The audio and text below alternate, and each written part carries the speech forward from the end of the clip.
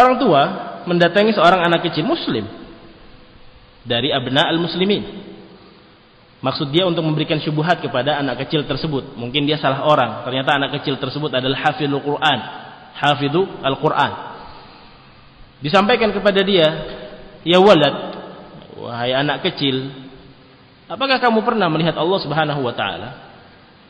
Sang anak kecil dengan polosnya menjawab, aku tidak pernah melihat Allah Subhanahu wa taala. Apakah kamu pernah memegang Allah Subhanahu wa taala? Dengan polosnya pun anak kecil menjawab, aku tidak pernah memegang Allah Subhanahu wa taala. Allah adalah Rabbku.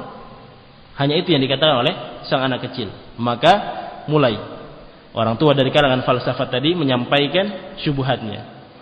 Ketahuilah wahai anak kecil, bahwasanya Allah Rabbmu itu adam, tidak ada. Al-adam, bukan dengan hamzah ya, tapi dengan ain, al-adam. Bahwasanya Rabbmu itu tidak ada hakikatnya. Kenapa? Ditanya oleh anak kecil tadi, kenapa? Karena menurut ahli filsafat fulaniyah, disebutkan oleh dia, menurut ahli filsafat fulan menyatakan bahwasanya satu hal, apakah itu benda atau seorang atau apapun itu, sesuatu hal yang tidak bisa dilihat dan tidak bisa dipegang, berarti itu la wujuda lahu. Kata seorang dari kalangan ahli filsafat, tidak ada hakikatnya yang tidak bisa dilihat dan tidak bisa dipegang. Berpikir sejenak sang anak tersebut, hafizul Quran. Allah tidak bisa saya lihat, Allah tidak pernah saya lihat, begitu pula tidak pernah saya pegang. Berarti Allah tidak ada, menurut kesimpulan dari ahli filsafat tersebut yang dibawakan oleh seorang yang membawa syubhat tadi.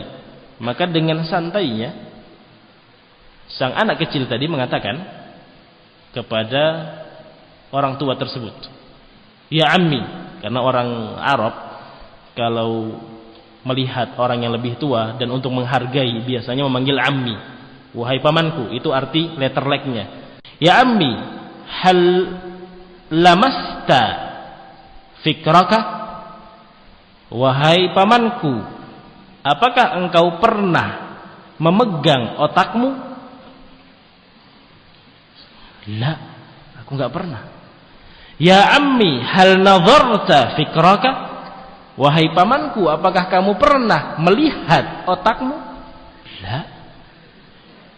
Berarti menurut alim fulan atau menurut ahli filsafat fulan, engkau ya ammi min fadlak, mohon maaf, kamu tidak punya otak. Seorang anak kecil, walad, hafizul Quran, dijaga oleh Allah Subhanahu wa taala. Ahlu filsafat mau bermain-main dengan hafizul Quran. Punya otak? Punya. Loh, pernah dipegang atau enggak? Enggak pernah. Pernah dilihat? Enggak pernah juga. Enggak punya otak berarti.